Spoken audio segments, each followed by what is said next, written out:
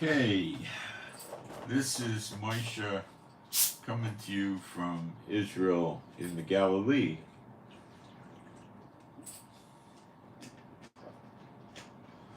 Oh, today's another hot Tuesday. I think we're going to start dropping after today. Today's the 10th of September.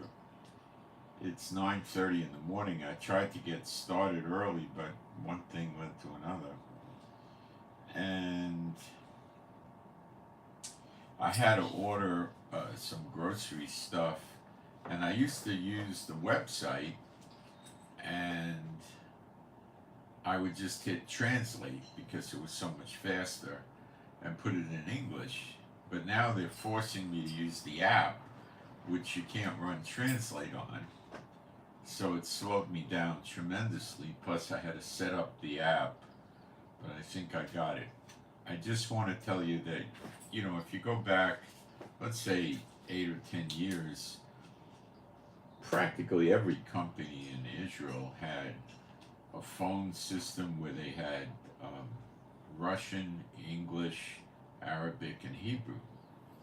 The English has gone away from almost every company.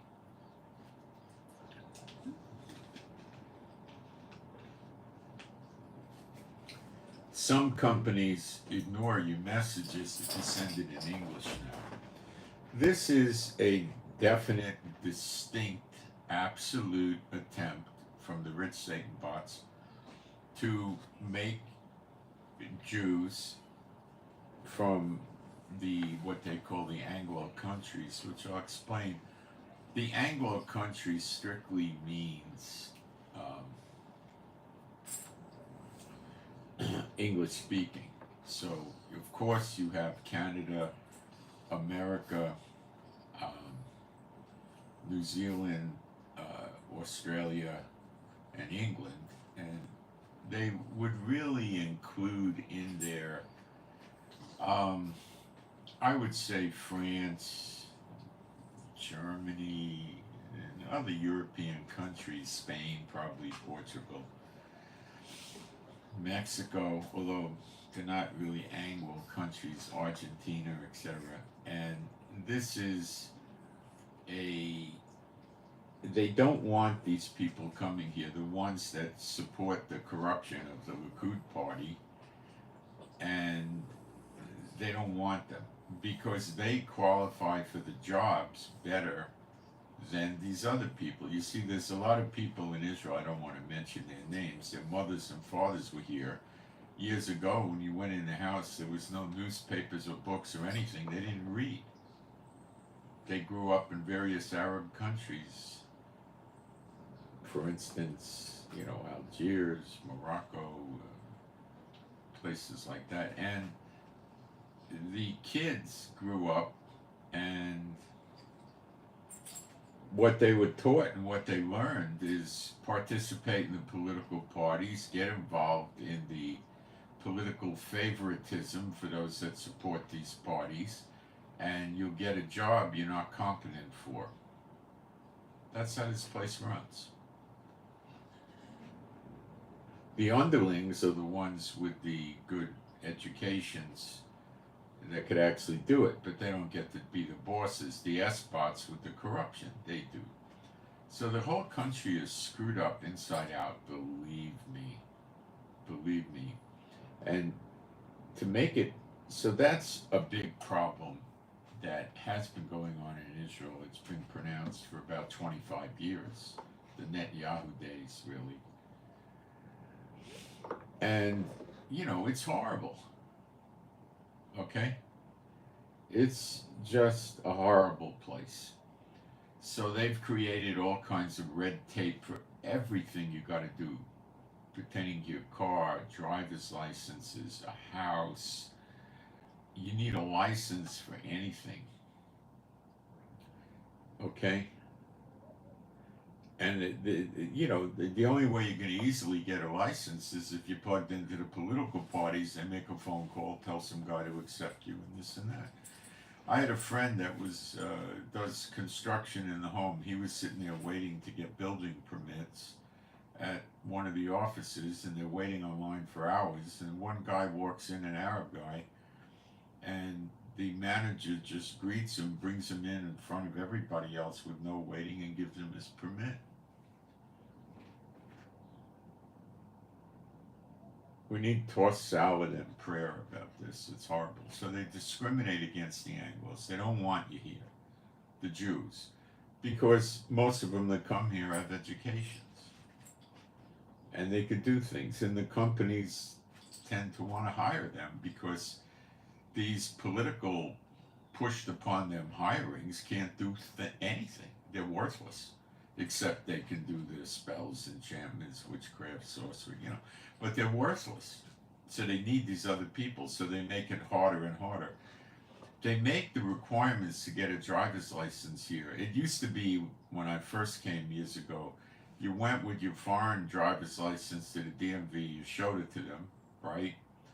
They had you get on an eye test machine, right? And then they took your picture and handed you a license. You were out of there in, 20, 30 minutes with your license. Today, I go down there, many years ago when I came back to Israel, I go down there and I ask them, I used to have an Israeli license. Do I have to pass the written test and the driving test? Because the license expired, they wanted me to take a road test. So they said yes. I found out later on that they lied to me. I didn't need to take the written test. They knew it. They just lied to me because I was an Anglo. So I proceeded to take the written test. I have a bachelor's and a master's, and you could take the test in English, and you could get the study guide in English. You could take the test in Russian, Arabic, Hebrew, or English. So I go down there the first time, and I take the test and I fail it. I missed it by 2 or 3. You can get, I think it's 20, 25 questions. You could get 4 wrong. These are complicated questions. They're not. They give you diagrams of traffic situations, what you should do. They're nothing like an American written test. Nothing. The amount of signs you have to familiarize yourself with, are the European Union signs, is about 100. So I began studying for the test quite a bit. Okay, I put many hours in. I go down there and take the test again, and I missed it by 2 or something. I failed it a second time. So I go back and study. I go down a third time, and I passed it. And they practically had a celebration in the office. They were saying, "We passed, he passed." They were shocked somebody passed the test.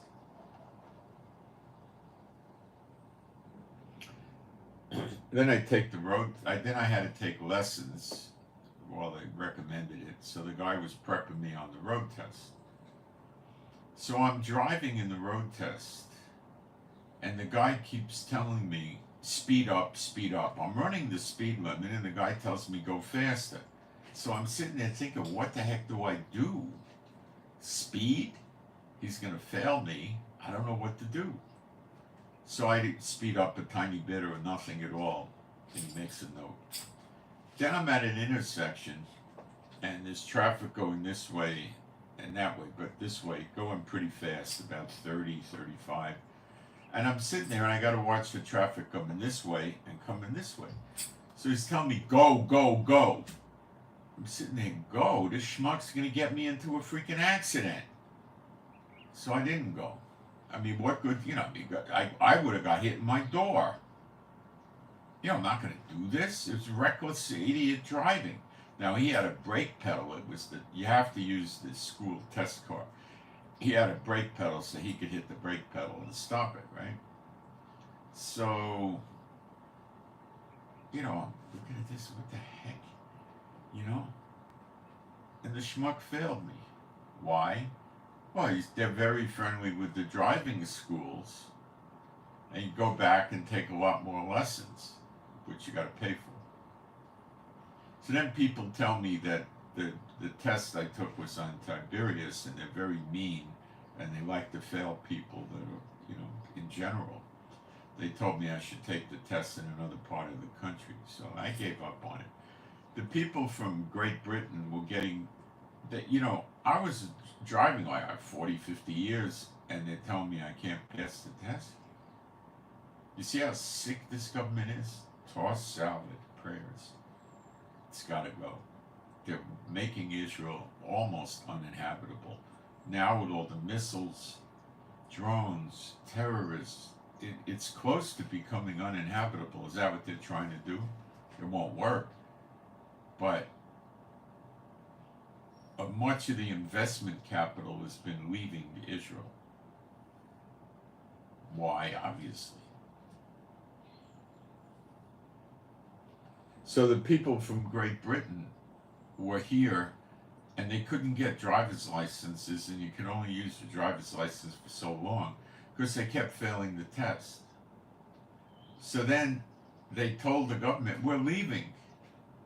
You sick son of a guns, you did it. We're going to leave, and we're going to tell everybody what you're doing. It's going to be all over the world. So they changed it, and then they said, well, if you had a license for so many years in another country, you could just take the eye test and drive. So the people from Great Britain calmed down. So I went and I tried to use that. The driving school said you should qualify. So I go down there and they say no, because you lived in Israel years ago. I don't think they were dealing straight with me, but I don't know.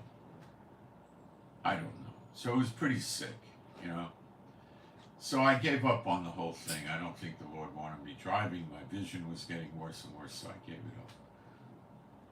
They are really sick people. They really are. And they hate foreigners. They don't want foreigners here. God gave them the land, and they don't want any more Jews coming here. I'm not kidding. So they made these incredibly complicated importation rules that it's impossible to follow. I mean, it's impossible to even fill the forms out. The forms are so bad, you do it online, to get a power of attorney to give to the shipping company, that nobody could fill it out, okay? I have a pretty extensive background in business. I kept trying to fill it out. It wasn't going through. Then I found that they have a help number. So I was afraid I'd call the help number. I'd be on the phone for 4 hours. No, they answer right away. And they spoke English, and they walked me through the form, step by step by step. The first form to open up the account took me 4 days. 4 days. Working at it. I must have had 4 or 5 hours, 6 hours in. So when I called up to help with the power of attorney form, the guy says, oh, did you open an account yet? I said, yes, I got the account open. He goes, because he knew what a nightmare that would be. So, I mean, it's so bad here. So now they're asking me idiot questions about import. I'm telling you, it's so sick living here. It's like a horrible nightmare dream. If you could avoid, the government doesn't bother you every day. If you just avoid them, you don't have to deal with them that much. But it's so very sick, these people.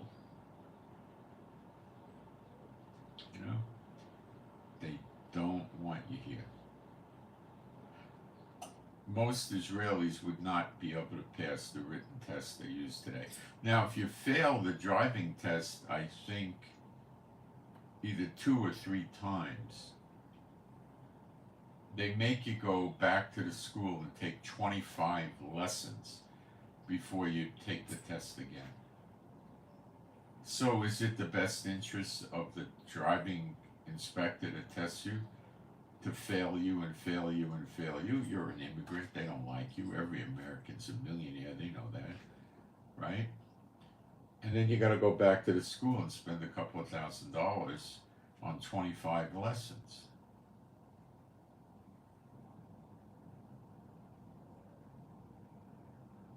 And if they failed you then people would probably not want to go back for the 25 buses. That's how sick they are here. When you go to America with a driver's license like that, they give you a written test. Because I remember moving back from Israel, I showed them the license. They gave me a written test, which I read the book for about 45 minutes. I passed the written test. And then I got in the car and they had me drive around in a parking lot, parking and going through, you know, the little rubber stanchions, whatever you call those things. And they passed me. Here they take you out for 15, 20 minutes driving. You know. So when I went to take the test, the driving inspector said, as soon as you get out of this parking area, there's a stop sign over there that's hidden. You won't see it easily. Make sure you stop. So I was looking for the stop sign, and then I finally saw it, and I stopped. They set you up for failure. They don't want you here.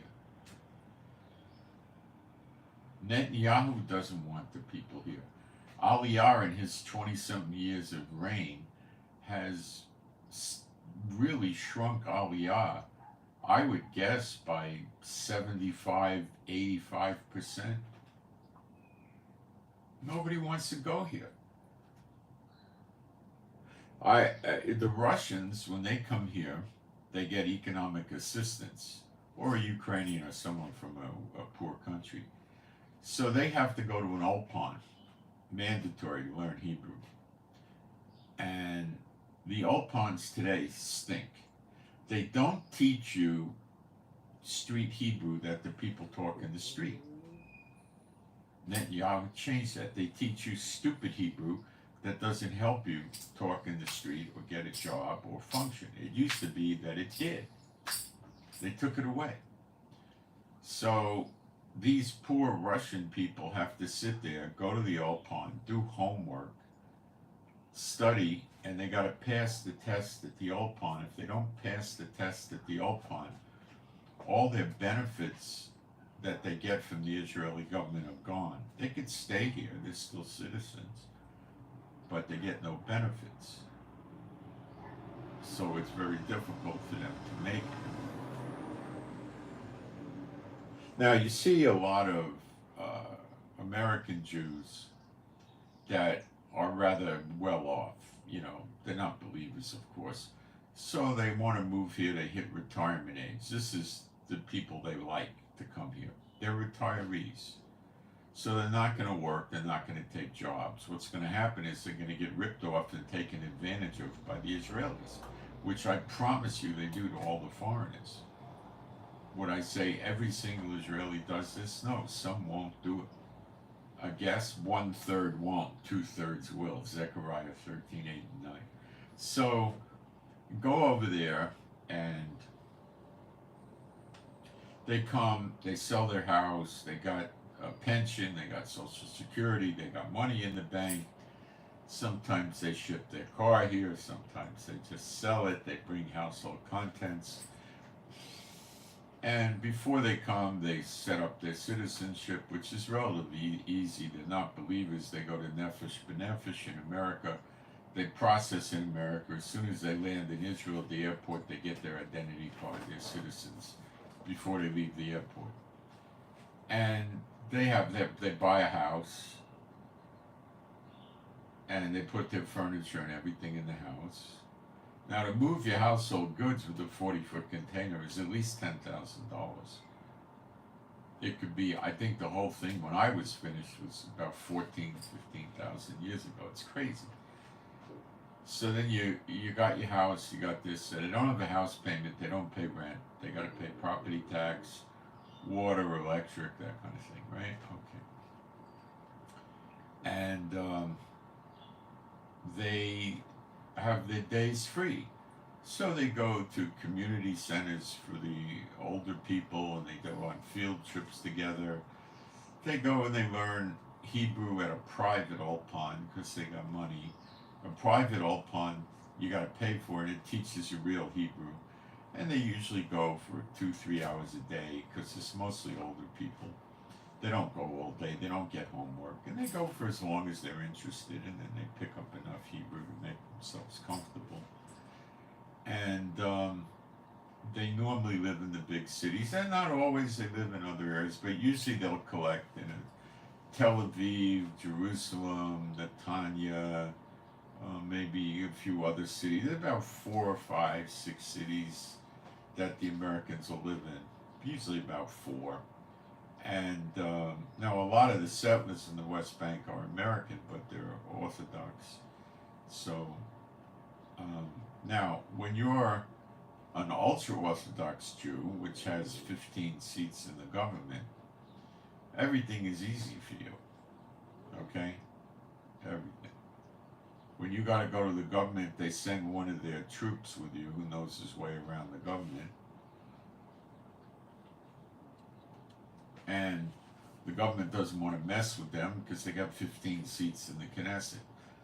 So everything goes, they just push it through. Everything goes through the first time, everything's fine. Most of them don't drive cars, they take public transportation. Okay? And they don't have any problems. Alright? Today, to come in, you got to be certified as a Jew, which their definition is not biblical, and that's that your mother is Jewish. The Bible, everything goes through the father, not the mother. And they got to get certified to being a Jew by a rabbi from a list of rabbis, which the ultra-Orthodox control this list by running the chief rabbinate office. So if you're a kippah-wearing, tzitzit-wearing guy that goes to a serious Orthodox synagogue and the rabbi believes you're a serious observant Jew and you do have a Jewish mother, they sign off on you when it goes through. If they don't know you, they may not sign off on you. They don't care. There's tons of people that don't go to the synagogues, don't know a rabbi, that get turned down, yet they're Jews. That's Netanyahu. He only wants Talmudic rabbinical Jews here, and very few of them at that. So I'm bellyaching to you because I want to toss salad and your prayers about this. And please keep praying I can import these products I need without any more hassles. They seem to be calming down, but today they asked me more stupid questions. So please pray that these things don't get returned and they get through. One already got through. It's coming. So, all right. Let me jump into the chat, make sure we got sound and picture, which we usually do.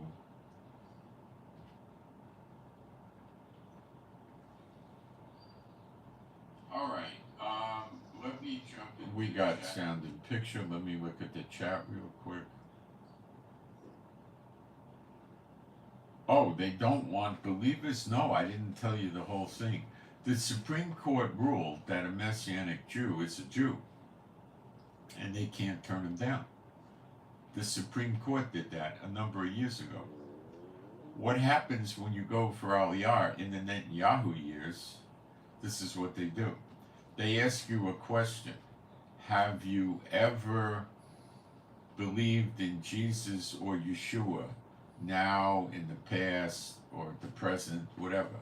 And if you say yes, they immediately decline your application. Immediately, it's over right there. Then you have to go to get a lawyer. And the lawyer files a case, and it goes to court, and the general legal fees a few years ago for this was $80,000. Now, there are charitable organizations in Israel that defend the rights of Arabs, liberals, gays, communists, messianics, whatever. And they might take your case. They might take it at a reduced fee, and their lawyers are good, they know what they're doing. So the case goes on, okay? The government answers the charges. What should happen is there should be a summary dismissal. which does not happen under Netanyahu. I'll explain what that means. The lawyer for the person turned down for being a Messianic files a emergency motion for dismissal, to force the government to let them in because their basis is against the law. And they should petition the court to make the immigration department stop asking that question, but they don't. Okay? That would be the end of it. So the liberal lawyer organizations like to load the courts up with cases as best they can to overwhelm the courts and get the courts to stop this. Like they can start awarding legal fees to the person from the government or something like that. I don't know. But it hasn't happened. So after about 2 years of fighting in court, maybe 3, they come to you and they say,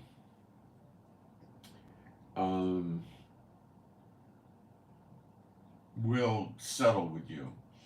You will not be a citizen, you cannot vote, you'll be a permanent resident. And a lot of people take them up on it because you can stay in Israel as long as you want. You can have a gun, a driver's license, have a home, work, have a business. You don't get an Israeli passport. They will give you an Israeli travel document, which is pretty good. But a lot of them will just keep their British or American passport or something, or Canadian passport, and use that for traveling. And others take it to the limit, drag it out for 3 or 4 years and more legal fees. And the ones that do that, I believe 99.99% of them win. So that might explain to you how they feel towards Messianics. Okay? They've come out and they've said things, I don't know if the court said this, they may have. The government of Israel didn't make you Jewish, and the government of Israel can't make you not Jewish.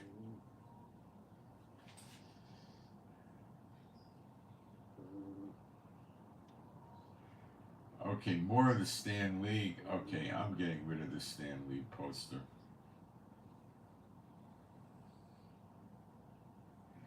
Old school New York City Yiddish, they don't teach that. No. In the 1990s, you ran into people that spoke Yiddish.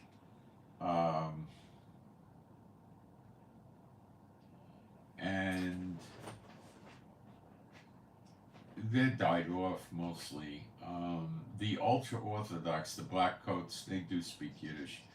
They don't like using Hebrew for their regular casual spoken language. They think it's a holy language. So they like to use Yiddish instead. They're the only ones really that use Yiddish anymore. There's Argentine Jews here, quite a few. They're really nice people. And they speak Spanish. But they also speak Hebrew. They're pretty nice people. As a whole, they're good people. I like them.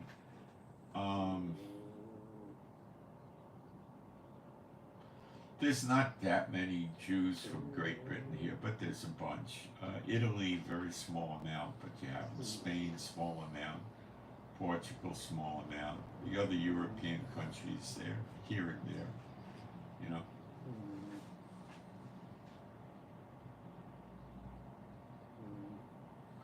So yeah, it's I mean, what they charge you for water here is sick. For electricity, it's sick. Okay, what they charge. Gasoline, $3 per gallon tax on top of the price of the gasoline. So our diesel is $8-9 a gallon. If you want to buy a house in Israel in a rural area like this, you're in for at least it'd be hard, probably $800,000-900,000 for a dump, an old house that's small, on a small patch of land. That's it. You want a nice house in a rural area like mine, $1,300,000, $1,500,000 US dollars. You want a really nice big executive house, 2-3 million. Nice house is about $1,000,000, really. $1,000,001, $1,000,002, from my opinion of a nice house, you know. Cars, they tax cars at 100% unless it's a luxury car, an exotic car like a Ferrari or something like that. So a high-end Mercedes, BMW, or something like that is going to get taxed 150%. So $100,000 Cadillac Escalade in America will cost you $250,000 in Israel. Then you got your gasoline tax. Then you got a 17% sales tax on everything, including services, from an accountant, a lawyer, a doctor. 17%. I don't know about doctors, it may not apply, but other professionals, 17% on services. Who the heck taxes sales tax services? You know, they do. Income tax. If you work and you have a job and you make not a wealthy living, or, you know, let's say you're Israel middle class, 50% sales tax. You get cheap health care, but it's garbage. You know? Private health care exists here in Israel. It's rather expensive, and if you're old and try to get on it, they won't take you, you know. Or they'll charge you $1,000 a month or something like that. It's just sick. When I came back here, they said I had to pay what they call Kupat Olim, which is the Batuach Le'ami, Social Security of Israel, which provides you with the health insurance and other things, like disability and various things that bury you if you die, you know, and stuff like that. So, they told me I couldn't use the healthcare system for 6 months, but I had to pay into it anyway for the 6 months. Do you understand how sick this place is? I hope I'm getting through.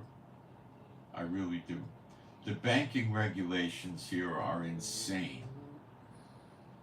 Insane. They're trying to eliminate cash altogether in Israel. With all this regulation, with the banking in it, does that stop the terrorists? No.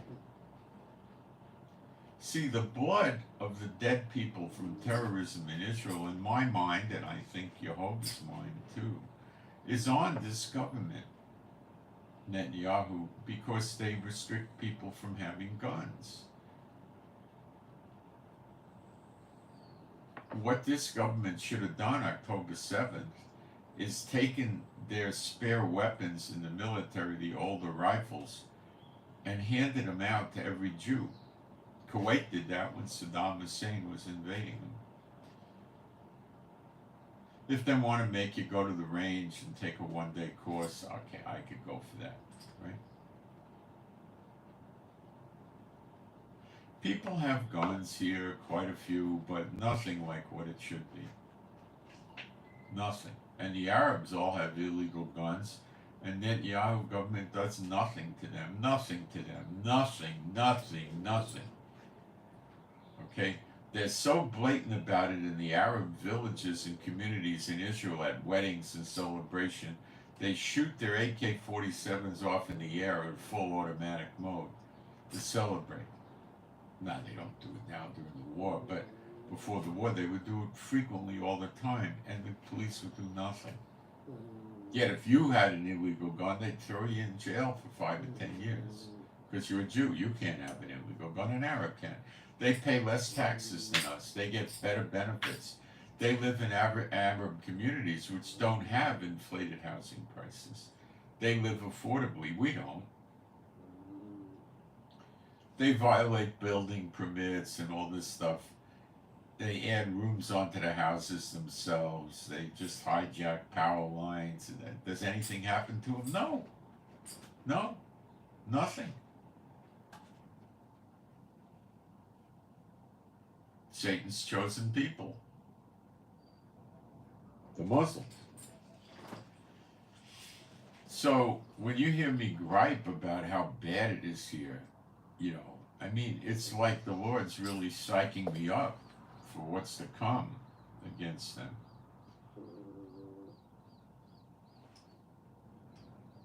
I mean, it's so bad.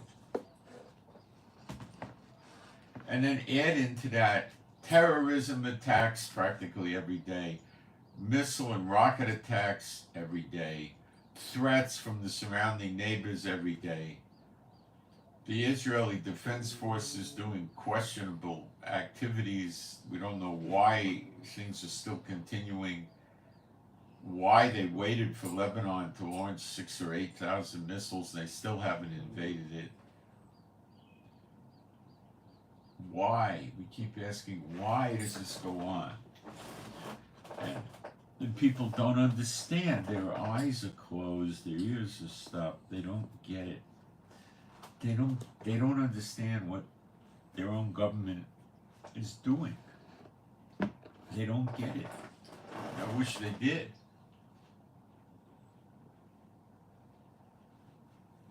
It's so dangerous living in a democracy with people like this all around you that don't understand what's going on.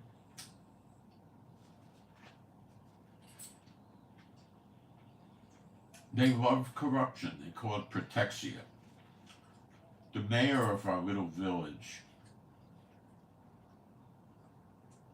was able to help our little local militia that protects our village, civilian volunteers, get military weapons from the government.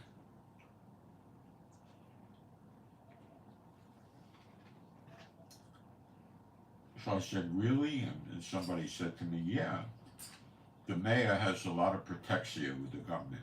Corruption. What happened to this mayor? When they threw him out of office for missing money and stuff like that. They threw him out of office.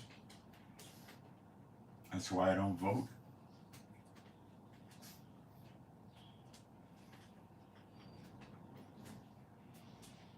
A lot of mayors go to jail in Israel. At one point, a few years ago, we had a former prime minister and a former president of Israel in jail at the same time. Netanyahu has 3 corruption criminal cases on his head. The trial is ongoing. He got it suspended because of the war, so many people say he's dragging the war out so he could, stall his criminal trials. He tried to change the judicial system in Israel, stripping the power of the courts. So in a democracy, you have the executive branch, which is him. You have the legislative branch, which is the Knesset. And then you have the judicial branch, which is the Supreme Court. It's really a high court in Israel, they call it, but it's like a Supreme Court. So he's trying to strip their power and eventually get the Knesset to pass a law, like they call it the French law, which says that the Prime Minister is immune from civil and criminal prosecution for anything he did when he was Prime Minister. So this would enable Netanyahu to just have his court cases dismissed. The country went crazy when he tried to do this the last time, because they're saying this is sick. He'll go into extreme corruption if this law gets passed.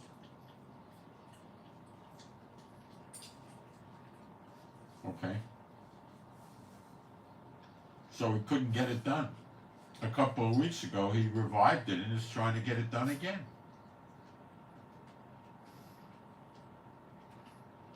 Probably because he sees the war ending and the Israeli people are erroneously afraid to change the prime minister during a war. They're crazy. That's the time they should change.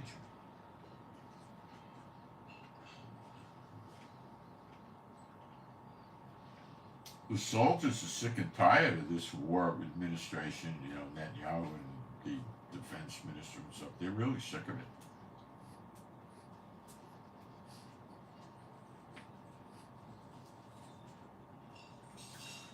The latest proposal the general, well, more like the colonels and the majors made, was to take the civilians in Gaza from the south port of Gaza, specifically Rafah, and move them to the north. And we have sort of like a strip, like a border between North and South Gaza, and we can obstruct movement with soldiers. Search them so they don't bring weapons or contraband, and make sure Hamas people don't get in. So then the only ones left in South Gaza are Hamas, Palestinian Islamic Jihad, and the like. So you give them a few days' notice to move, right? And then, if they don't move, it's on their own heads. And you cut the electricity, you cut the cell phones, you cut the water, you stop the humanitarian aid, and you wait.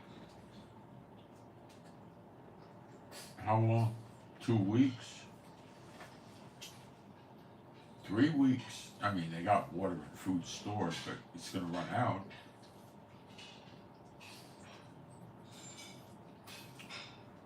And they'll surrender or die. Will they kill the hostages? Yes. The hostages that they just killed a couple of days ago were skin and bones. They were starved and they were dehydrated when they were killed.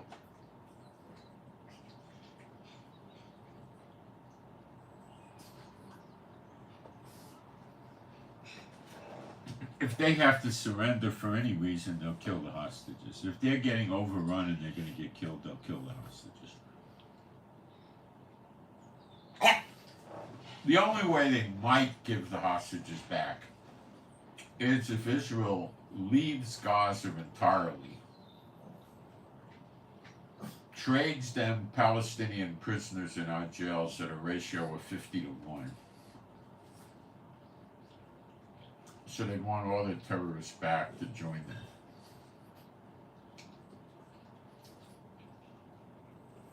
them. And get international guarantees from other countries that Israel will not go back into Gaza. And they want the Rafah crossing free for smuggling weapons. In which case, probably within a week or two, they'd be attacking us again. And they would have international guarantees to stop us from going back in.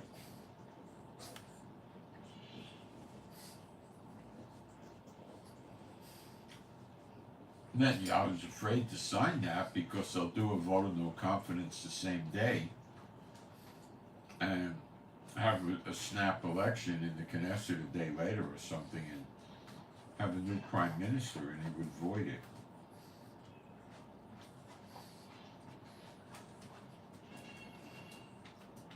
If Israel went for it, Biden would say go for it. He would think, he'd say fine.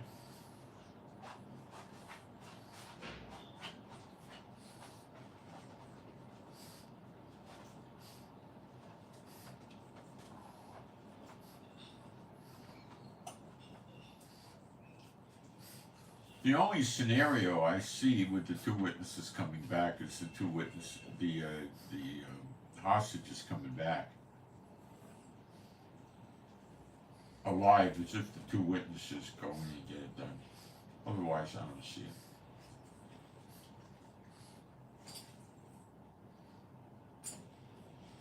We don't know how many they have. They refuse to tell us. They could have 10.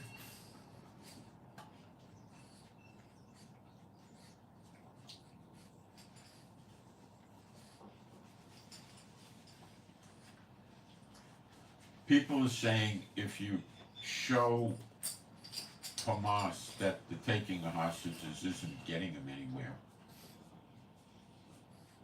then Hezbollah, the Houthis, and the militias in Iraq and Syria won't take hostages either. It'll just die on the vine. But the people in Israel that are friends and family of the hostages have tunnel vision. They just want their family members and friends back. And then these people may very likely just move out of Israel. It was so traumatic for them, they leave. So they don't care what happens to Israel after that. All they care about is getting their family and friends back. They're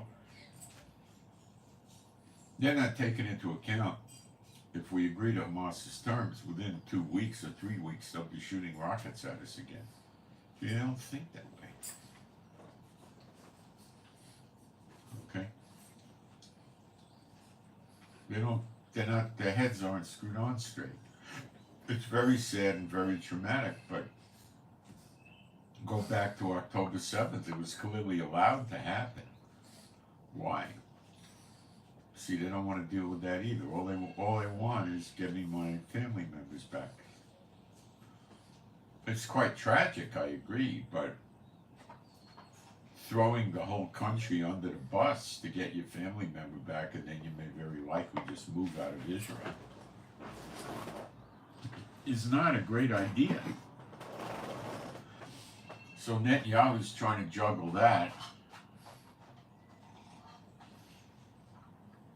and they hold protests and stuff, and now the right wing is holding protests to counter the move of the give them whatever they want and free the hostages people.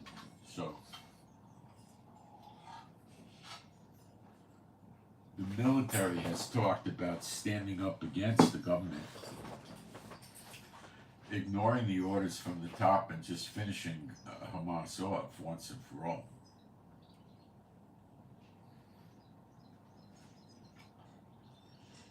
And I haven't seen it happen. Well, do I think Netanyahu would take that approach where you cut the electric and the water and the phones and no humanitarian aid? No. Netanyahu just says he's all for Israel. He's not. He's not any good for Israel. Never has been. You think if Israel picked up another 3 million or 4 million Jews over the 20 years of Netanyahu's reign of terror, that God would have blessed Israel with better conditions, better economy? Of course he would have. He's mad at these Israelis because they lean on the stranger, the widow, the orphan, the workers, the poor. They stopped the Israelites from coming to Israel. That's why the weather's no good. That's why it's horrible to live here. Stuff like that. It was necessary for me to live here. This is where the scripture says he accepts you, so I had to be accepted. I had to live here.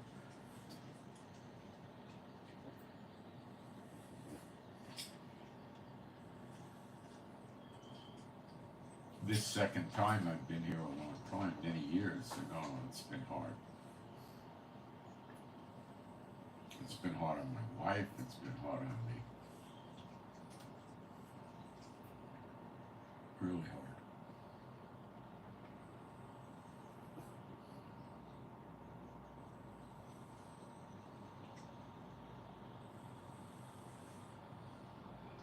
Hanging out with the Messianics doesn't do much good.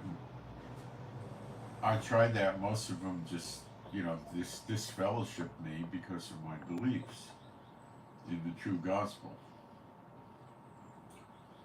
They don't have anything to do with me. They think I'm crazy and all that. So you experience the same thing in your own home country. So it's,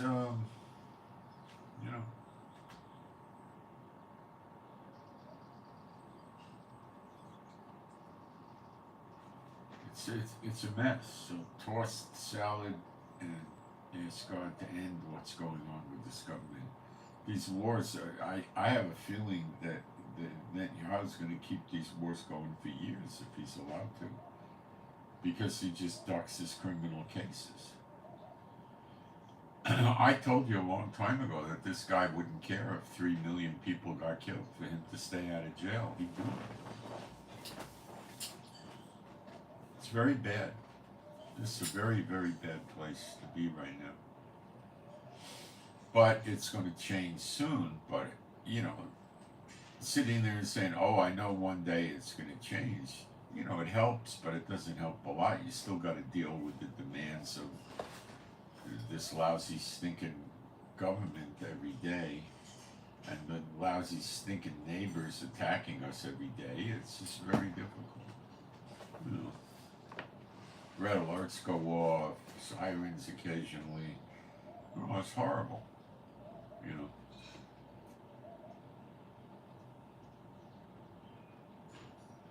You go to the healthcare system, you're not one of them, you don't have any protexia, you can't drop names. You get second-rate treatment.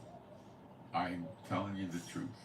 You get lousy treatment from the hospital, being not one of them.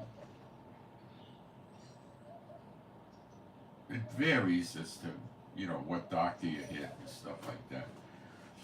When you hit the Orthodox doctors, they're very sympathetic towards you because they know how you're treated. See, the Orthodox, well, really the ultra-Orthodox, they hang around in their own world. And they have political clout, so they kind of get left alone, but now they got to go in the draft. Remains to be seen how that's going to work. And Netanyahu's not drafting them. They sent out 9,000 draft notices and less than 100 people, less than 50 I think showed up.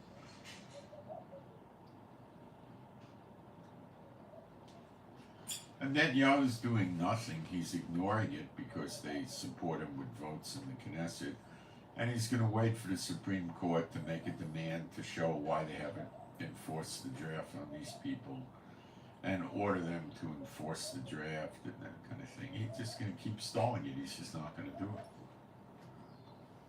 He wants to be a dictator to keep himself out of jail. He doesn't want a court telling him what to do.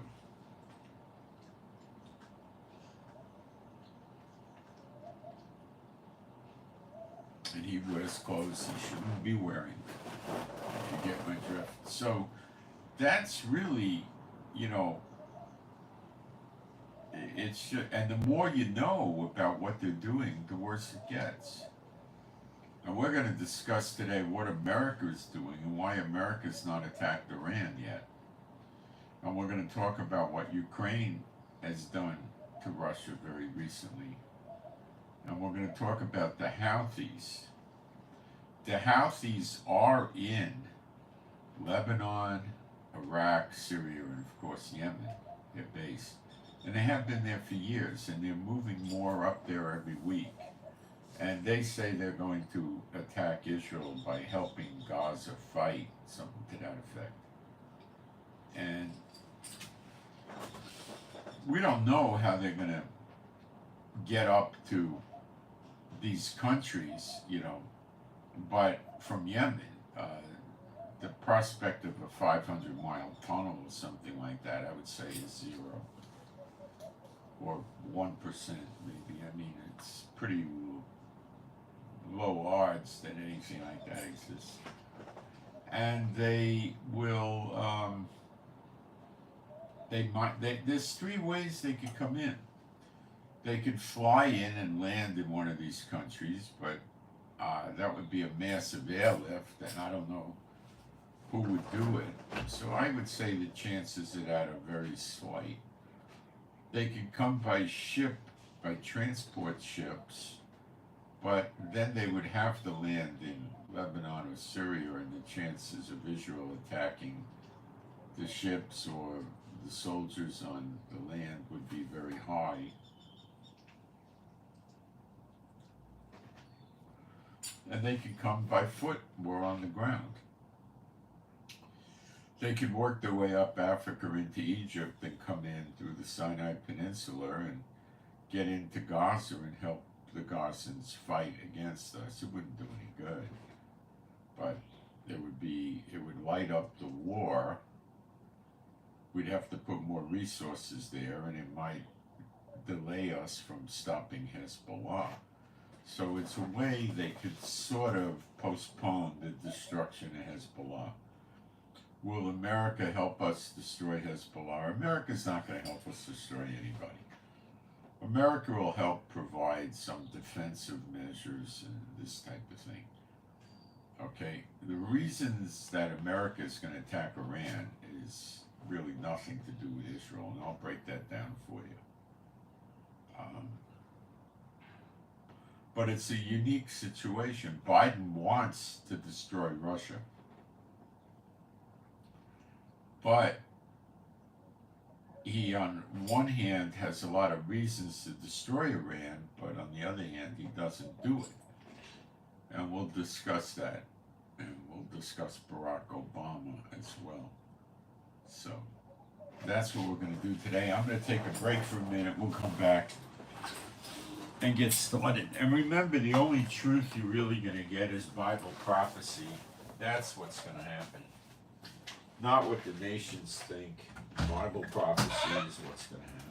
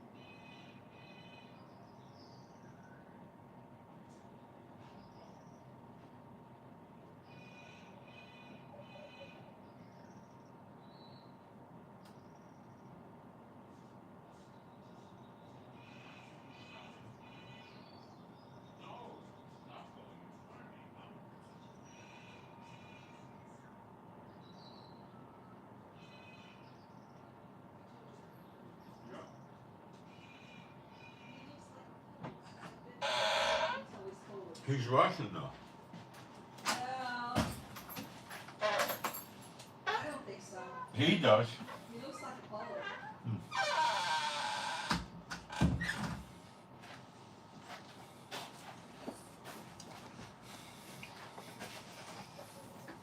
So, let's analyze America's behavior with Iran. Okay? What's going on? Well, Iran-backed militias, Hamas and Hezbollah, have been attacking Israel for like a year, and America doesn't seem to really care too much about that. Gave Israel some weapons and, tried to create a phony deterrent value, which they didn't pay attention to, and all this stuff. So, but let's look at it more meaningfully. The Houthis have caused the Red Sea to close, pretty much. Ships have to detour around Africa. American warships were hit by the Houthis, I think, 3 times. Rather seriously, the aircraft carrier got hit and had to dock up in Sana'a. It's another city. Stop it, Yafa. No, in Saudi Arabia, and get repairs. It could have been the Eisenhower. I don't remember which one it was. It was about 10, 12 weeks ago. And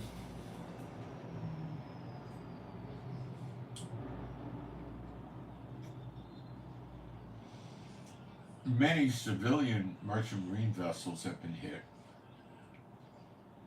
And America and UK do futile bombing runs on the Houthis, which definitely stopped them to some extent from hitting the ships.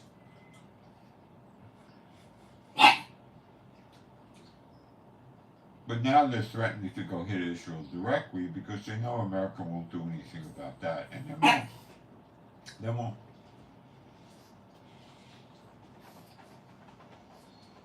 And no!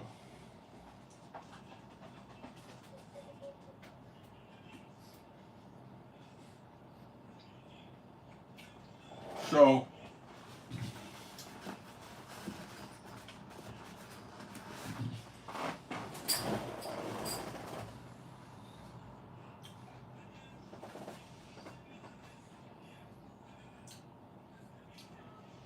then let's go to Syria and Iraq. The Iranian-backed and supported and given weapons, the militias in Iraq and Syria have attacked the American bases close to 100 times since October 7th. There have been casualties.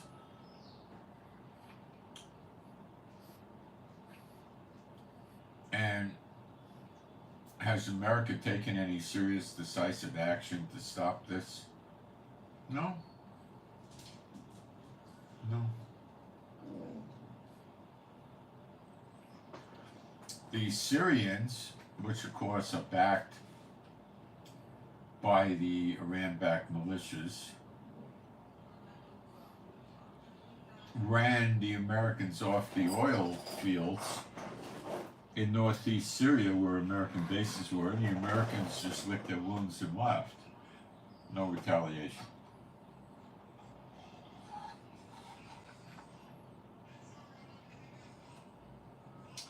No serious attempts to disable the Iraq and Syrian militias. Of course, if they disabled them, they would be reducing the threat to Israel, and I'm not so sure Biden wants to reduce the threat to Israel.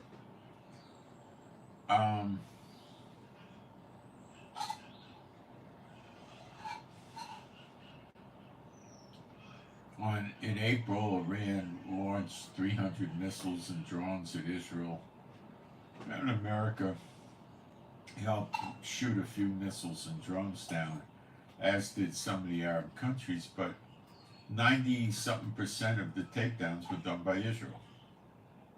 America runs around saying like they saved Israel,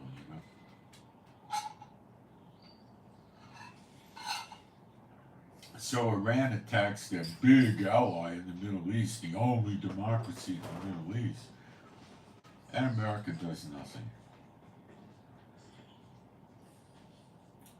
So let's understand here, right now, that America does not really want to attack Iran if it could help it. And let's look back to Obama's policies where he took $1 billion of paper cash, US dollars, and flew it into Iran. And we know that Biden was vice president under Obama for 8 years, and we know that Blinken and Sullivan and the Secretary of Defense all worked for Obama when he was president.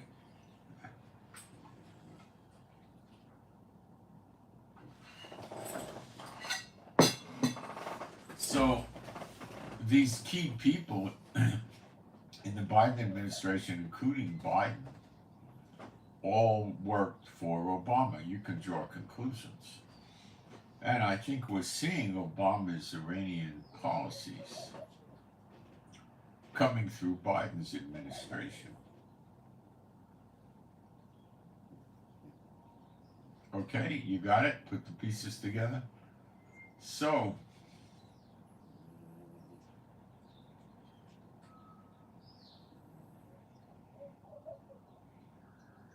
where is there a threat to America from Iran? Well, Iran is now turning Jordan away from Israel. Jordan is really talking bad mouth about Israel. Egypt, who is not that friendly with Iran, I think yesterday said that we're not going to help with the ceasefire negotiations with Hamas. We're out. It appears that America's dropped the ceasefire negotiations because Hamas at the last minute added new conditions and demands in them, which are the theater of the absurd, and the Americans are not very positive about that. But I think Blinken's going to be here this week. He probably will talk about it, but I don't know. Kurilla, the head of the American military in the region, was here and left. He was here for a day. Maybe 2 days, but he left. He was meeting with the military.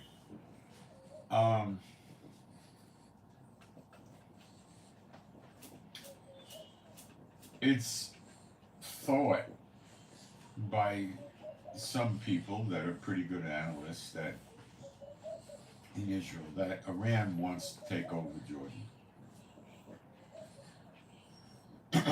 Because Jordan is a piece of geography that interferes with them. And, you know, Jordan could do takedowns of their missiles and drones and things like that. And the Iranian regime, the Shiites, don't like dictators. They think the money should be distributed amongst the people. Well, that's what comes out of their mouth. But look how they play it with Iran and all their oil money. They don't invest it very heavily in the people. They invest it very heavily in the weapons. Now, what is Iran doing that America can't stand right now? They're keeping the Russia-Ukraine war going by giving drones and missiles to Russia. That means America and NATO have to give more billions of dollars of weapons to Ukraine, thanks to Iran. Without Iran, Putin would run dry and probably cut his losses and just keep the piece of Ukraine he has and try to recede, and that probably wouldn't work. So they got an axe to grind with Russia, and they're calling it a major escalation, and it's many sources say we know there was thousands of drones given to Russia a few months ago, and we believe the missile transfer, in part anyway, has already happened. And Iran's not going to back down. Forget that. They're never backing down. They're going to keep doing it. So America and NATO and European Union are dead bent on this war against Russia and Europe because they don't want Russia expanding like Hitler, attacking this country, that country, And they would like to eliminate Russia by dividing the country amongst several other countries to break it up. And they're very interested in Russian petroleum, natural gas, and other natural resources that Russia is very heavily endowed with. So their idea is to break Russia up into, countries, merge them with other countries, split Russia up so it can't recover very easily or at all. And they would have control over the oil, and they could open up a Federal Reserve type bank over there and suck the money out of the country. And initially, the people would be happier and have a better lifestyle, and then over the years, it would deteriorate like America. So they are really determined to not let Russia take land. They're really determined to make sure Russia doesn't get this big 1,500 mile or so buffer zone between Europe, NATO, and Russia called Ukraine. Okay? They're very dead bent on this. So Iran feeds weapons to Russia, and now NATO got to feed more weapons to Ukraine. Ukraine just did a drone attack on Russia, I'd say the last 48 hours. 150 drones targeted 16 cities in Russia, including but not limited to Moscow. And their target was taking out the energy infrastructure, in other words, turning the lights off, and any natural gas for cooking and heating, shower and bathing or water and stuff like that. Okay, so they basically put Russia into darkness in part the other day. They're hitting aircraft weapons storage facilities at or near air bases in Russia, near Ukraine.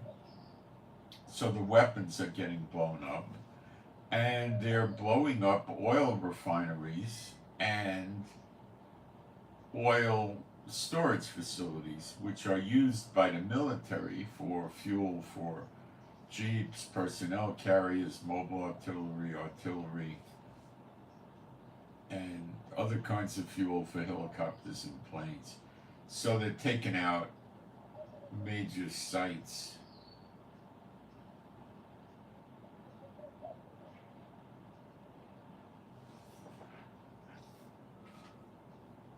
And Russia is going dark, and Putin still has not done anything. Putin is still scared. If he's not scared, how do you explain this behavior? He's scared. And NATO's just keep bearing down harder and harder, and they're trying to get Iran to not feed weapons to Russia, but it's not going to work. Probably Iran has a pipe dream, that Russia will solve the Ukraine problem and then bring 6 or 8 or 12 warships to the Persian Gulf that can launch missiles and put 25,000 troops in Iran and stuff like that.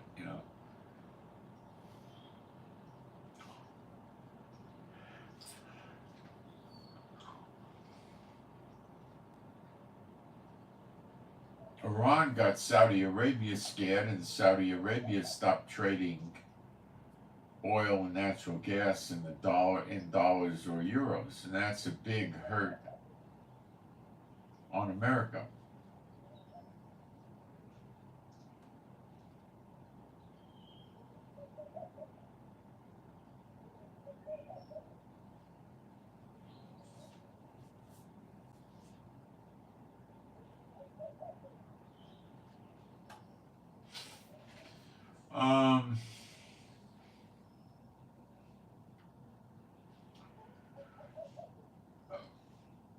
because Saudi Arabia stopped trading in dollars and euros, I'm sure the UAE already has or soon will. The plan for BRICS to do away with people using the US dollar is still in its progression, but it has to look pretty scary to America.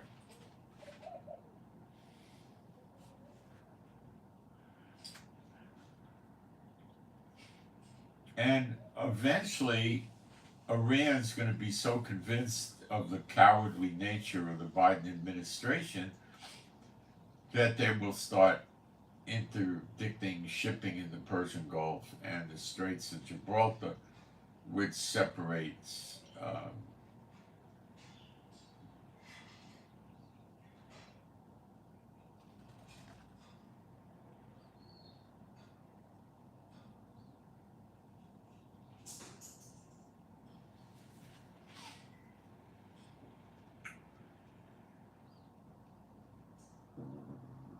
if Iran's allowed to continue, they'll influence Jordan. Jordan will stop selling gas and oil in dollars and euros.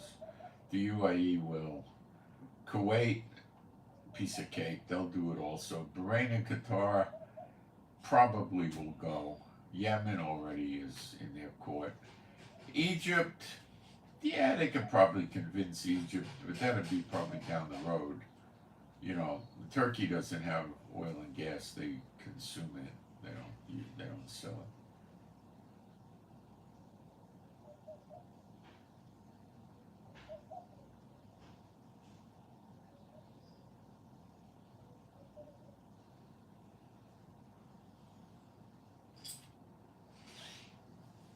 I'm thinking.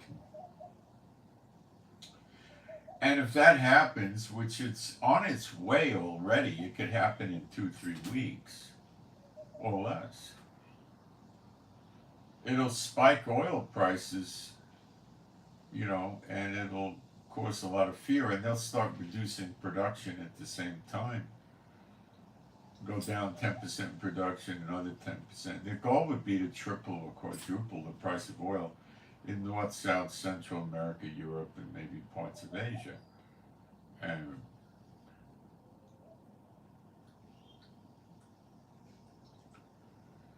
that would bring America to its knees or cause America's destruction.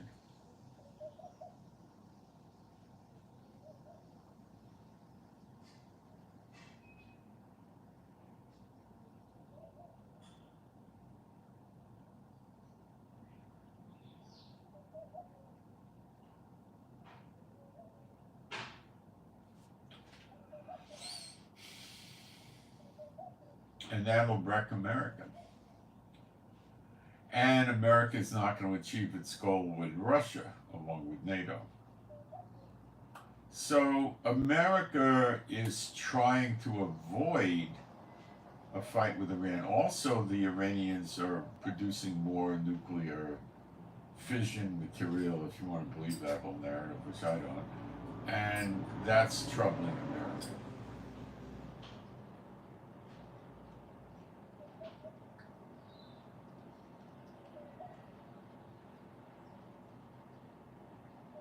The Houthis attacking American warships at least 3 times with successful hits. The Houthis using Iranian weapons or Iranian designed weapons should also irritate America, but they don't get irritated.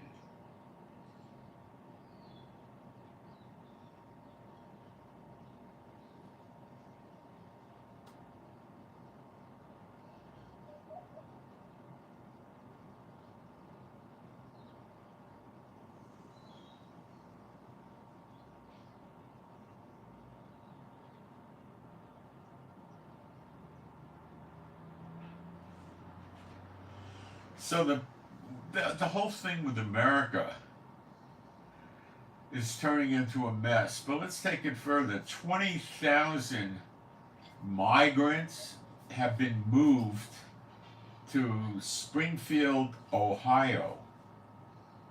And the city is caving in. They don't know what to do with their resources. They were moved there by the Fed. New York City has 210, let's call them migrant shelters, okay, which are basically stadiums and hotels that they put the migrants in, and the migrants get these benefits. A cash allowance, the amount of which I don't know, for up to 2 years. Up to 2 years. They get housing, they get Medicaid, and they get travel vouchers so they can do some traveling. And I believe they probably get food stamps.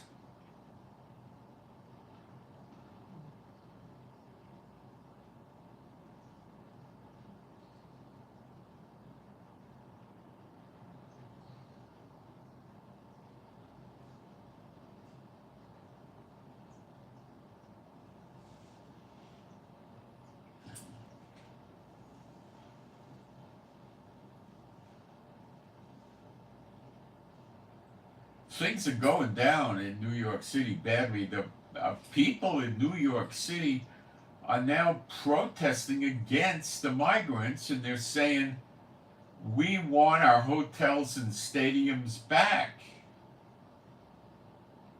A lot of these are minority people in America, in New York City, black people and Latino, white, all different kinds of people. Get rid of them. We don't want this. We can't afford it. It's costing billions of dollars a year. They can't afford it. And it's making them all inconvenient. These people are street criminals, shoplifters, muggers, every kind of crazy criminal. They don't want them. They're asking the Fed to get, so what would the Fed do? Probably nothing. I gave 80% nothing, or they would relocate them to other cities like they did to Springfield, which was not migrants removed from New York City transported to Springfield, Ohio. That was not the case. But they may try something like that and dump the problem off on other people and other communities to a smaller extent. So New York City is basically becoming unglued right now. That's it. Now this sounds like Obama's policies. Obama would want to do a couple of things with America, okay, with contingencies. One would be to have the migrants come in and vote for the Democrats, and the Democrats would change the laws in America, moving certain communities and states into Sharia law over a period of years, which prophetic time doesn't call for, and convert America into being a Muslim nation, okay, part of a caliphate. Now, if Obama can't do that, and he also at the same time would change the way of life in America. You know, like remember when he was president, you had men and women going to the same bathrooms in public places, gender issues with multiple genders in the schools, anti-Christian stuff, and you know, on down the line, right? Obamacare, which was awful, anti-gun policies, anti-Israel policies, you know, all that garbage, right? So, what's stopping the spread of Islam in the world today? More than any other country? America, not Israel, America.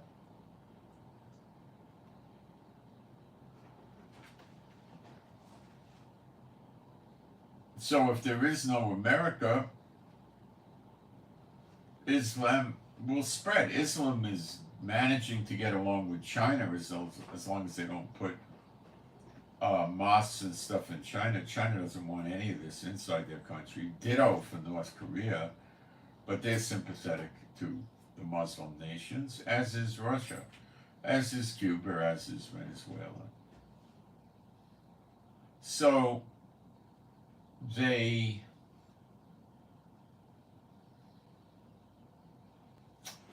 Obama's theories would be, let's bring these migrants in and give them the right to vote, give them benefits, they'll vote for Democrats, and then we could take over the country and convert it to Sharia law. And his plan B, and he's probably got a plan B, if we can't accomplish this, let's just destroy America. It'll have a similar net effect, and that Islam will be able to spread throughout the world without America. Similar. The first plan is take over America and then use the American military and government and people to further the spread of Islam around the world. That not working, I mean, just destroy the place, i.e. sleeper agents and so forth. That would be my opinion of what this Tom Obama was thinking when he was president. And it looks like, the practice could be continued.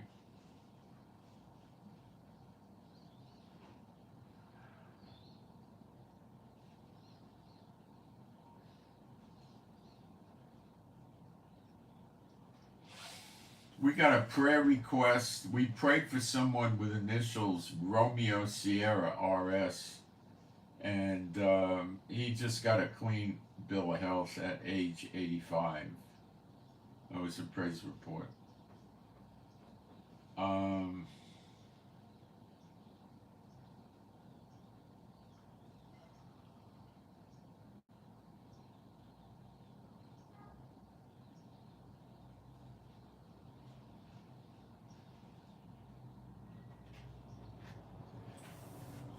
Trying to figure out what's going on here.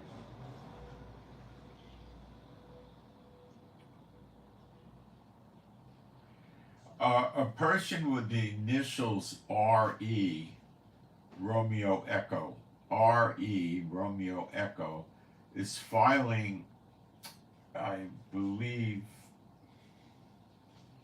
a negligence lawsuit for the husband that was killed in jail by, well, the word I'm getting from this person is malpractice, but that's a legal medical term. Negligence, I believe, is what it would be called. So it's asking for prayer requests for RE, Romeo Echo, to have success, I guess, with a lawsuit regarding her husband getting killed in jail through negligence. Okay, that would be the prayer request. I don't know much more than that. I don't know anything more than that, so I don't know how the person died or anything like that. Look, people put in a prayer request, and if they're going to pray for something insane, I won't put it up. This is not insane. I just don't know the details of what happened. Personally, I tell people stay away from the court system if you're a believer. It's a stacked deck. Stay away. But I don't know the circumstances here at all. So I don't want to say stay away. I don't know what the heck happened. But just throw the prayer out there. That's all I could say. Okay? So I believe these are Obama's practices and policies being expanded. Now, we're not seeing ruler against ruler in America yet. Trump is not a ruler. Trump has no official power. And as I told you the other day, Trump's sentencing in the criminal court case in New York City has been postponed until after the election, sometime in November. And he is trying to have the case moved to a federal court and bring in federal appellate court and stuff like this. So his attorneys, which are probably the best expert attorneys in the country, are attempting to create novel legal solutions or remedies for Trump and file them in higher courts, and his goal is to get rid of that case. You see, all Trump has to do is make it to the point where he gets elected and then keep himself out of jail, which won't be that hard if he's elected. Keep himself out of jail until he's sworn in, which is January 20th usually. And then right after he puts his hand on the Bible, he turns around, there's somebody there with a clipboard. He signs a previously prepared pardon, which only he has to do. It doesn't have to get approved by anybody. Then they take a image of that and they bring it to the court, the prison, or whatever, and they say, any actions against Trump or attempts to incarcerate him or anything are now null and void, and if you violate that, we'll arrest you for violation of this law. And they'll find some law. So that is a very likely way it could proceed, and the people that support Trump will think this is just necessary. And Trump wouldn't just pardon himself from the New York City cases, he'd pardon himself out of all the cases, which is basically what Netanyahu's trying to do by having a law passed in effect. Now, Trump and Netanyahu seem to work in tandem. I noticed this the last time when they were both in office. They were, Trump was getting, it's very similar. I don't quite understand more than that, but now Trump's not in office and Netanyahu is, so it's not very similar. So, okay, we could always just take a simplistic, interpretation. Trump gets in, ruler against ruler. Well, wait a minute. Who is Trump going to be against when he runs the government? Maybe there'll be an uprising against him. Now, that's just guessing and speculation. I don't have any idea of that. We don't read about a civil war. We read about it termed as ruler against ruler, which is basically like a civil war, but it has to be somebody that's a ruler that's in power somehow doing it. Does Trump qualify?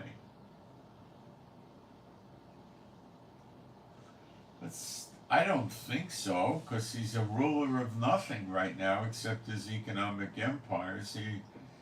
I don't know how you could get there. The Texas governor was a likely candidate, but he sure calmed down. The Florida governor calmed down. You'd have, if you were a governor, yeah, it would work.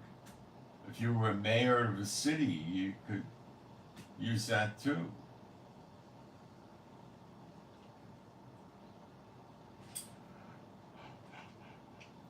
We don't have any of that going on now. So we got to wait for that. Is it a possibility that Trump will get sworn in and accelerate end times, like he attacks Iran? Oh yeah, but that'd be a long, horrific wait for us, the believers. I hope that's not true.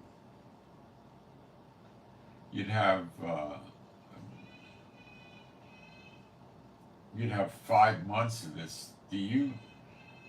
I'm telling you, the believers around the world, 5 more months of this are going to be in busted up condition. Oh, they're not going to backslide. They're not going to hate Jehovah. They're not going to turn against Jehovah or Yeshua or anything like that. They're just going to be busted up.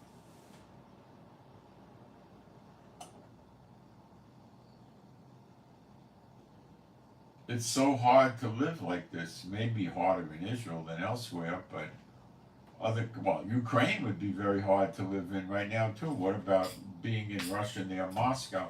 That would be a little bit hard to live in right now because they're taking a tax. America has its problems, but you're not getting 100 missiles and drones a day like we are. So let's get real. It's not the same thing. People are saying they're discriminating against the churchianity people in America now. I haven't heard much about that.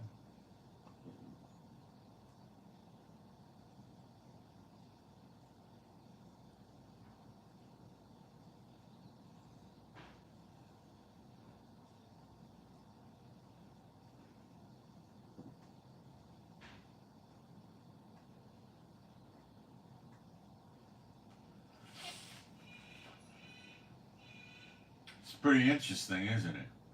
Let's go through some more events in the world and see how the pieces of the chessboard are being moved around, getting us to Zechariah 12.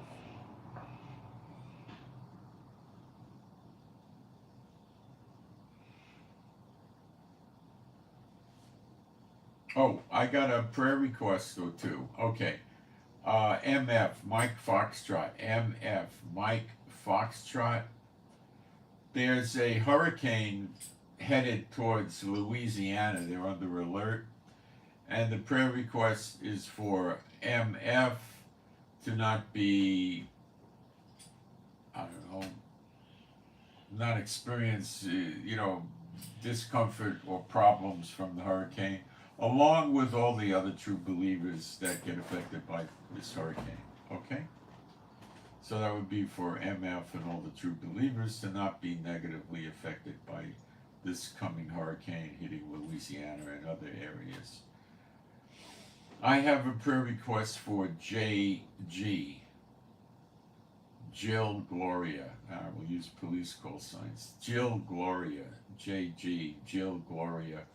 Pray for financial help from the Lord for JG, Jill Gloria. We have a tossed salad request for MD, Mike David, MD, or they say Mother David. I think the police use that a lot. Different police departments have different, words they use for the pronunciations like that. But MD, Mother David, toss for MD. Okay, that's what I have in that area. And let me delete them so I know they were done and I'll keep doing them. So the Houthis coming up to attack Israel the theory is there might be tunnels in some country near Israel that they could go into that country and enter through tunnels. I don't know the validity of that. I would say it could be and it may not be. Erdogan, who's an enemy of Israel and a member of NATO, called for a general Arab summit on Israel and the expansion into the Temple Mount. What expansion are they talking about? That's where the Dome of the Rock and the Al-Aqsa Mosque is. I don't know what they're talking about, but that's what Erdogan's doing. And he previously, on numerous occasions, says he wants to raise a 5 million man Muslim army and eradicate Israel once and for all. What I say is this: come to us. I was going to say me, I'll say us. Come to us, and your worst nightmares will come true. In Ezekiel 38:39, the Lord says he's inviting his guests when they come to Israel. Well, this is a similar thing. They're going to get destroyed. So come to us. Houthis, Turkey, Egypt, Jordan, all you idiots, come and watch your destruction. That's really the way to look at this. You understand that? Okay. That's how you got to look at this. Not like the world. You got to look at it like I just said.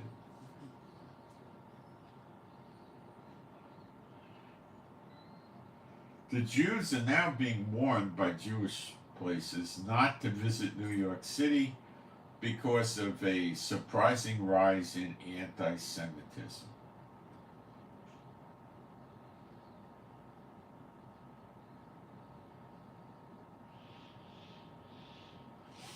I believe last night there was a large drone attack in Moscow. It was so bad Moscow closed the airport. In Belgrade, Russia, the Russian government is putting in these temporary bomb shelters so that people can rush in there if there's attacks from Ukraine. And these are all red lines that Putin gave us, and he's doing nothing.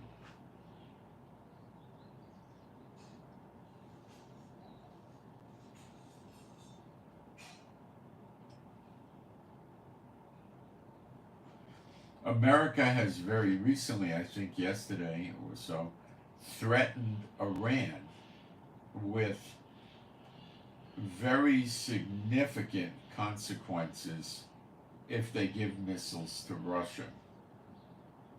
And as I told you, Ukraine also threatened Iran as well, that he would give them a double punishment if any civilians got harmed by Iranian weapons given to Russia.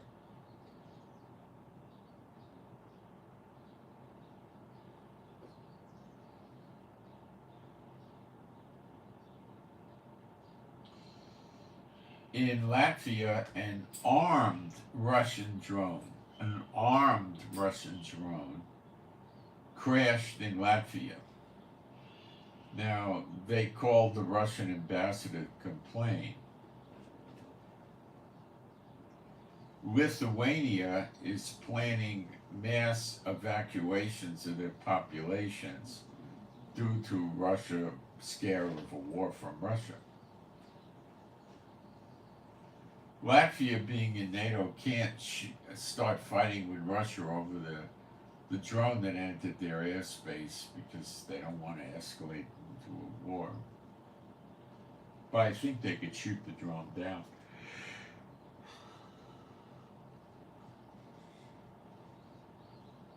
So Ukraine's targeting Russian inside Mother Russia land, their infrastructure and their utilities, their electric and stuff.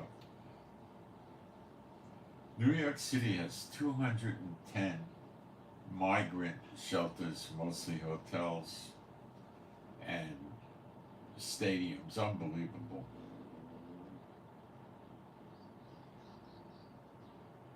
They also get Medicaid too, these illegals.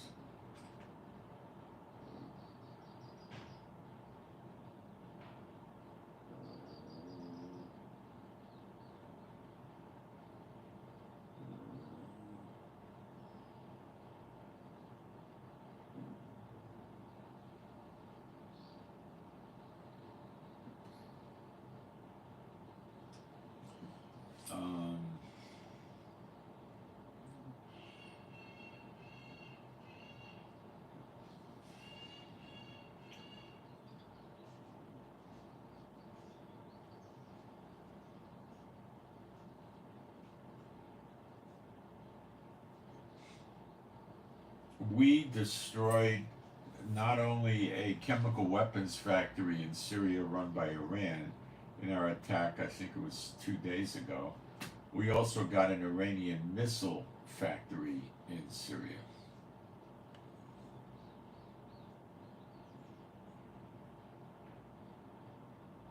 The Israel government is saying we're positioned and ready to invade Lebanon in minutes.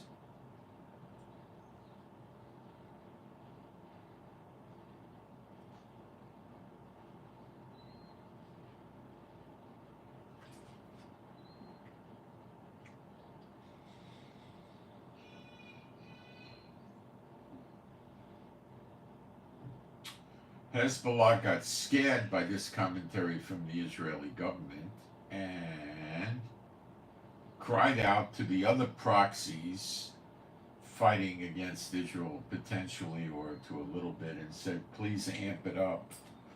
So they want to encourage the war of attrition against Israel.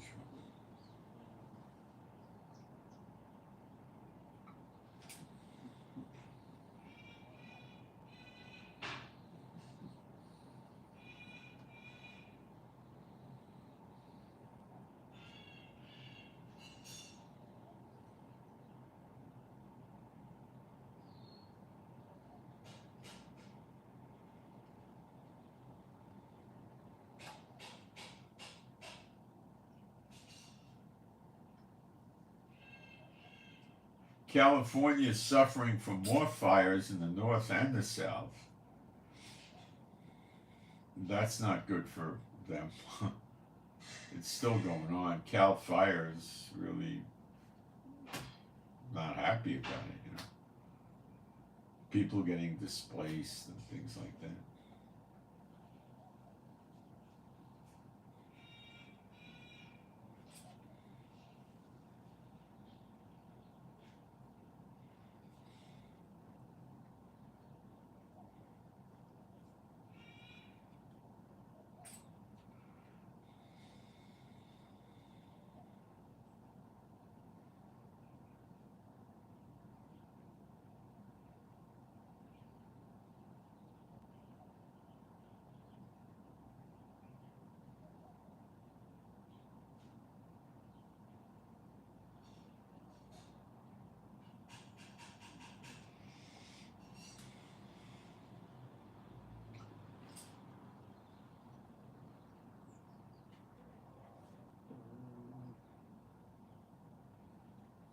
I'm checking my notes here.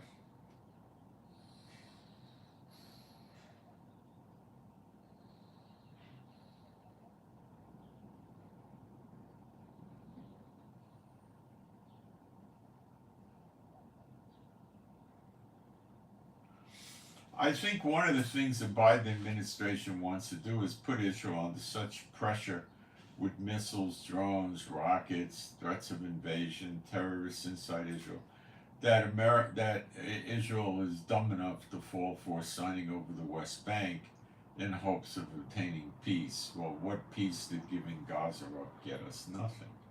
Made things worse. And giving away the West Bank would have the same net effect. And they know that.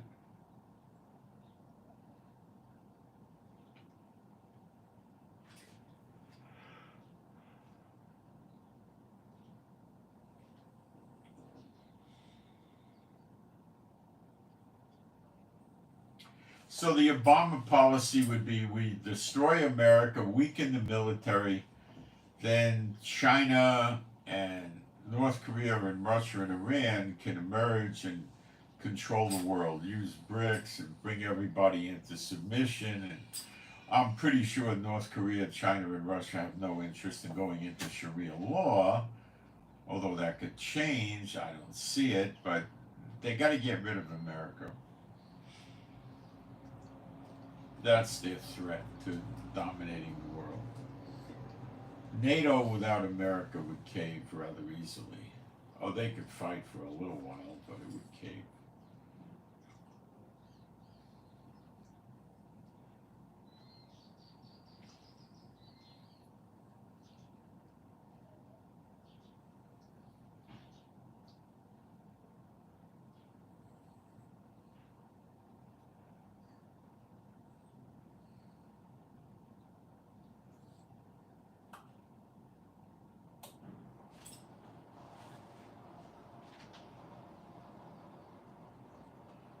So there's a lot of reasons for America to attack Iran, but so far it hasn't. But it seems that Iran has crossed a red line with America by giving missiles and drones to Russia. This would lead to an American, probably plus Israel, plus NATO countries to spread the blame amongst themselves, attack on missile and drone factories and storage facilities in Iran.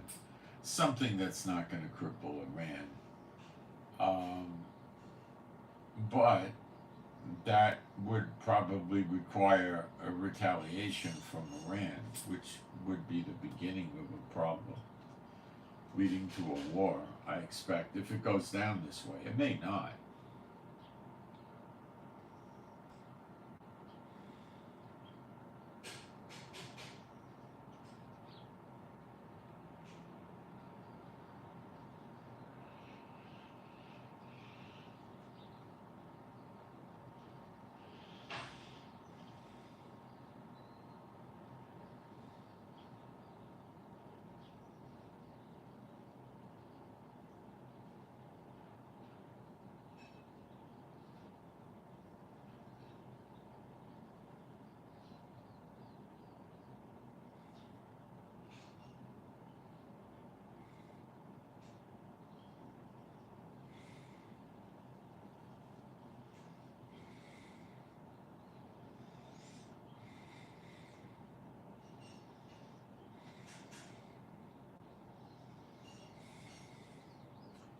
So that's the state of the art right now, and you can see it's pretty serious. I mean, a few days a week, the Taiwan people have Chinese warships surrounding them in numerous, like 4 to 8, or usually about 4 or 5, maybe 6, and lots of Chinese aircraft violating the Taiwan airspace. So we got to really, understand that that's another thing going on. But I don't think that China is ready to be engaged here. I'm not so sure they're going to come help Russia if Russia gets overrun.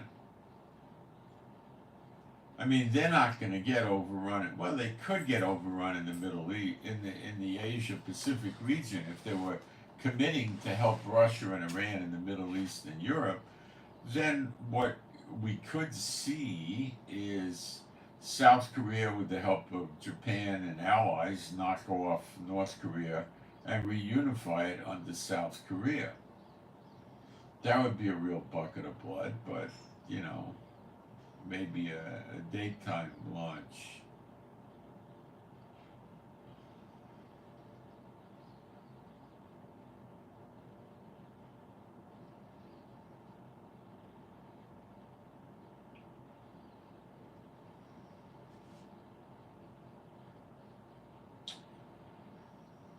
So when is it going to go down? I don't know. It appears to me that Israel will enter Hezbollah pretty soon. It could be this week even. It's so annoying to us what they're doing, and that big attack we did on them preemptively really did disable them. So we can go in and be relatively successful. And we're going to do a buffer zone there. That I can promise you. To the UN, to the Litani River, 17 or 18 miles from the border of Israel. And then the people from the Lebanon border area will return, just like the ones that evacuated near Gaza had to leave for some months. And then they came back months ago, I don't know, 4 or 5 months ago. They moved back. Then it'll be similar. The people living near the border of Lebanon will go back, and that'll help put more feathers in Netanyahu's election or political cap. He'll get more people that'll feel more comfortable about him. The hostages is a mess. I don't think it's resolvable. I really don't. I think it's unfortunate. It's sad. He was in charge when October 7th was allowed to happen, obviously. And the blood, I would say, is on his head in the eyes of the Lord. And it shouldn't have been allowed. And now I don't think there's any good way out of it. Hamas isn't going to just give it up. If, Israel just says, okay, give us the hostages, we're done with the war, then Hamas says, get the heck out and we'll give you the hostages, without telling Israel how many hostages there are. So Israel thinks there's, 90 or 100 or something like that. So let's say they come up with 6 hostages and say that's it.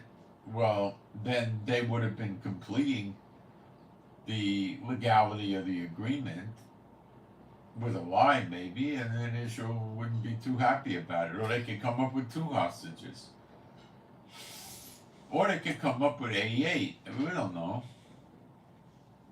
And then they want international guarantees to make sure that we don't go back into Gaza. They want a permanent ceasefire. And they also want the right to exfiltrate the leaders, Sinwar and his motley crew, the leadership, the heavy, high up leadership, to exfiltrate out of there and go to Turkey, Lebanon, Iran, wherever. They probably wouldn't go to Lebanon. They would go to Turkey or Iran. Maybe Qatar, but probably Iran, maybe Turkey.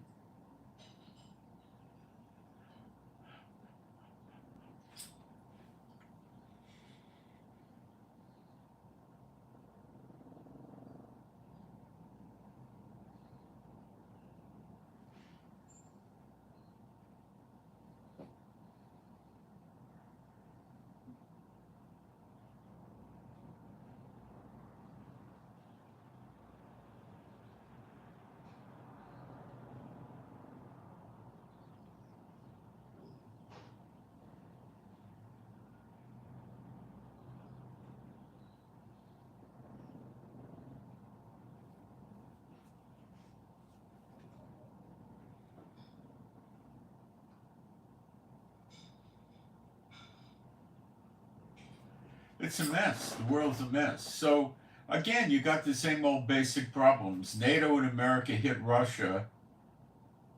Then Iran says, "Oh, I got to help Russia," and they start a big Middle East war. And then China hits Taiwan. North Korea hits South Korea. America's spread out too thin. What do? Then on top of that, the sleeper agents get lost, and they get it launched, and they're on the land that China owns, up to 350,000 acres. Much of it is next to the big military bases, and they attack the military bases on foot with rockets, mortars, shoulder fired, all the above. Any we don't know, and start wiping out the American military bases. And then they start attacking the civilians, and it's a real mess. America's in a snare. Jeremiah 50 verse 24. The Lord put them in a snare. And they're not going to get out of it. They're going to be destroyed. And Iraq, Syria, and Iran are going to be destroyed also. It's Elam, Jeremiah 49. And Yemen is Elam, E-L-A-M, and Yemen is Edom, E-D-O-M in English. They're going to be destroyed. Saudis are going to suffer.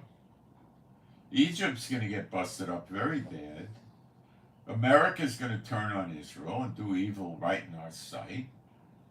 And and we got to see ruler versus ruler. We got to see the agricultural workers from other countries that do the planting and the sowing, the harvesting and the planting of the crops. They're going to get fearful of the sword and go back to their own countries. So there's a whole lot of stuff.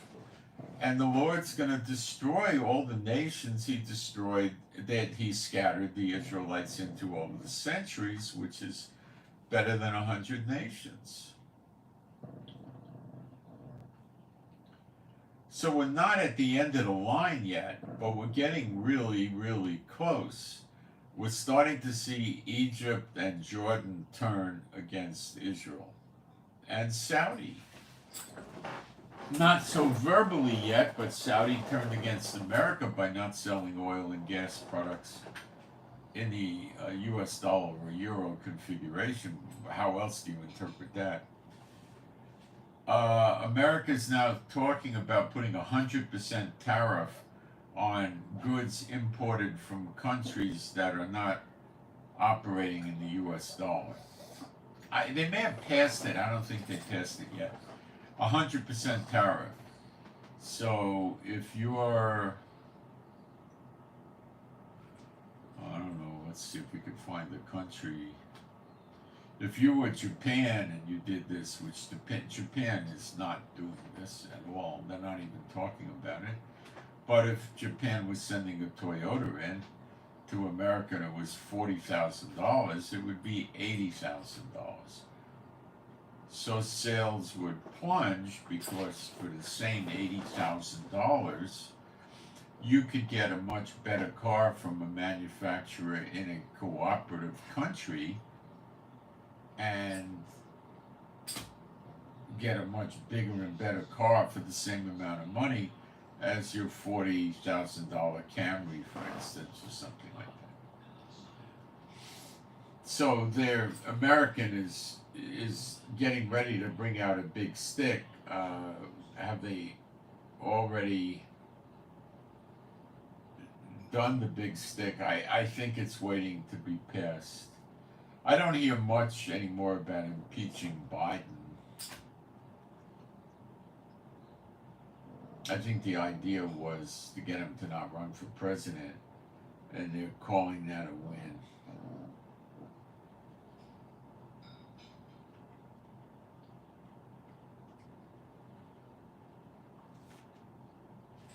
Let me go in the chat and see what's going on over there. So I'm trying to give you a summation of what's going on, and it's America seems to be really suffering from these illegals, these migrants, whatever you want to call them.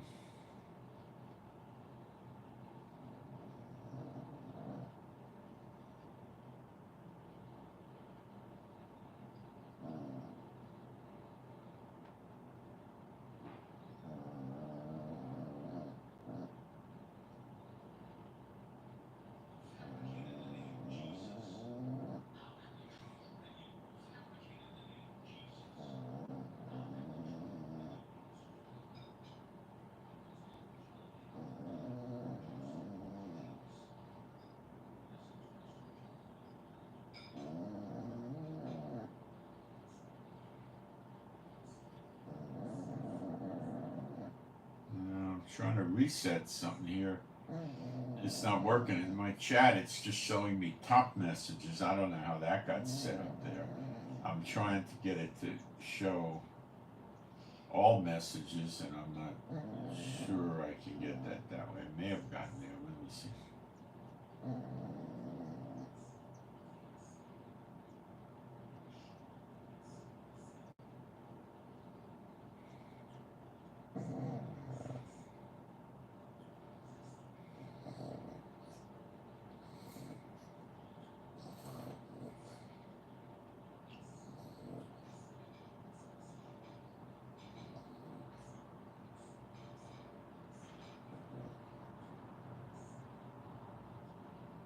Well, if you're asking for prayer for your best friend that's locked up, you need to give us the initials and more specific prayer request, what you want the prayer to say, okay? So if you want to put that up, go ahead. If you're not sure, you can email it to me and I'll put it up in the next broadcast if I don't get it in time today.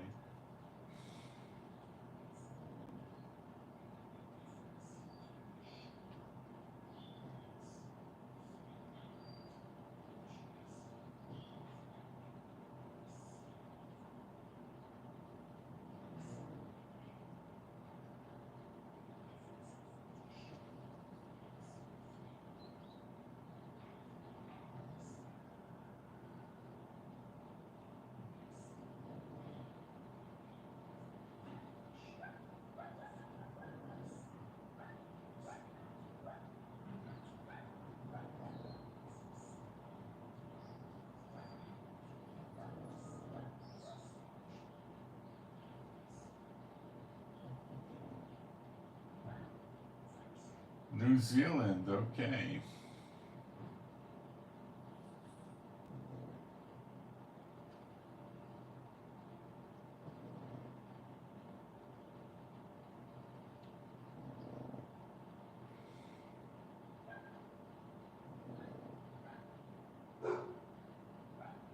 Texas, okay.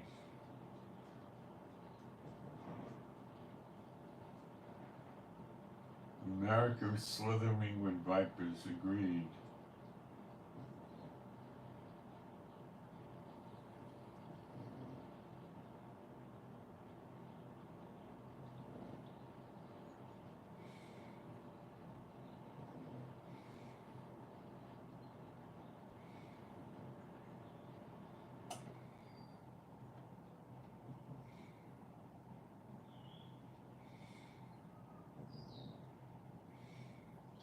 I don't know why I can't take this and change it from top messages to where it usually is. I'll have to probably do it when I'm offline to make it work. It's just not working this way. So anyway, that's what I got for today. So I'm Moshe. Please pray for me and my wife for our peace, safety, protection, joy. Pray for our finances and healing, and pray I get my shipments in with a minimal amount of trouble and difficulties, smooth, easy deliveries of the things I'm waiting for my health. So please pray for that. Pray for the peace of Jerusalem. Pray for our animals and pets that are all rescues, that they be happy, healthy, and whole. Chief's doing much, much better, by the way. Thank you for the prayers.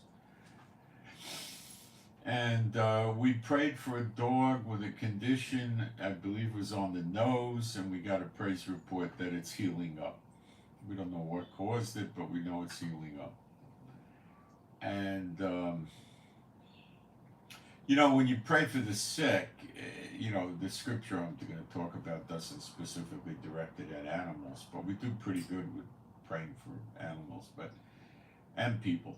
It says, you know, anoint him, call for the elders, anoint him with oil, confess his sins, the Lord will raise him up. And raising him up could be, boom, an immediate healing, and it could also be several days, you know? Could go either way. Could go either way. Okay.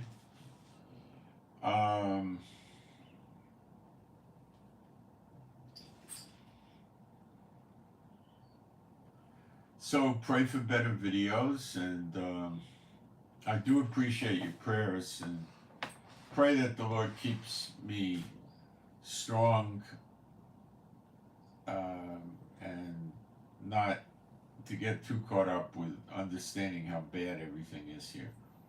But I have a feeling that I might be being made acutely aware of how bad things are for the future. And it is bad here.